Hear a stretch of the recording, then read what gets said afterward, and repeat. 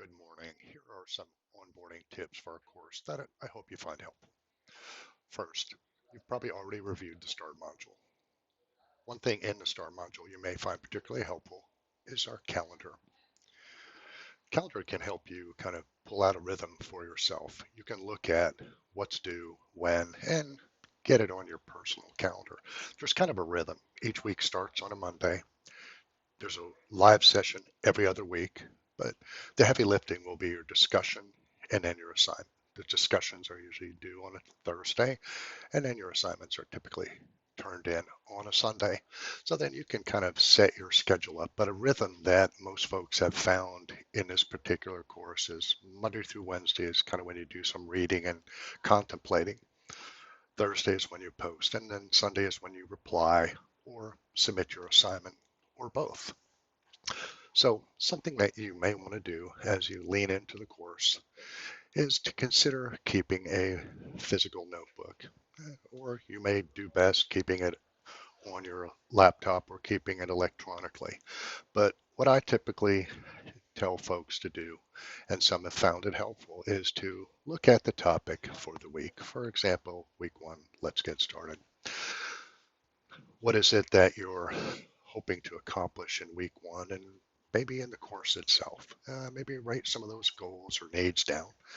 And then as you look ahead, you'll look at the particular topics on equity, inclusion, accessibility, and on down. And most of us have some things targeted for those later weeks, but it's helpful to write that down and post that somewhere. So when that week comes, it doesn't come and go. And oh, I forgot to ask that key question that I really wanted to ask. So that's one tip that you may want to consider is keeping in a track of what your ideas are. And then what are some great ideas and tips that come along as you go? Sometimes it's easy to lose track of those, but that may help having some kind of a notebook or storage system to kind of serve as a bit of a diary for you. Now, as you come into each week, you'll notice there's going to be a lot of readings. You're going to have your key readings, and you can kind of click through those and see what they are. And then you'll have some additional bonus material. Well, it can get a little overwhelming. And what I typically do is tell people that you may want to consider going first to the assignment. What's going to be asked of me this week? And then look at the introduction. Or next week, we're looking at where are we starting and then submitting your course reviews. So you may want to look at what is being asked and just sit with that for just a bit. Think about what it is you already know, what might you need to learn, and then what might be your plan this week for accomplishing that. Then circle back and read the required readings, optional resources, and determine just how much bandwidth you have for the week in the optional resources and dive in. You can always use your social bookmarking. I use Zotero to store some of these material if you want to store it all or if something in particular jumps out, put it in there and then you know it's tucked away for you to retrieve in the future.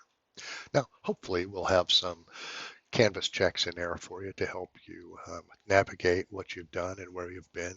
But at this point, you can use some of these tips to get started and really to carry you throughout. So just in review, check out the schedule, find your rhythm, put it on your personal calendar.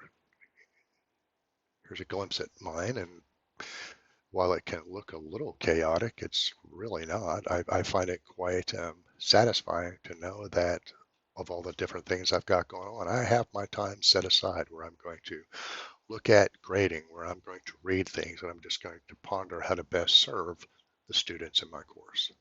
So you may find that helpful to get your rhythm on a calendar and just to kind of know the flow of things. Read at the beginning of the week, post on Thursday, reply and submit on Sunday. And of course, you can do that earlier, but that's just a rhythm that this course takes.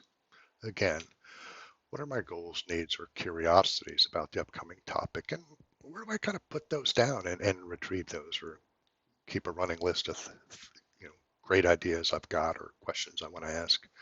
Read through the assignment so you can see the connection between the content and the assignment and how you may be scaffolded to look at the content to equip you for the assignment ahead.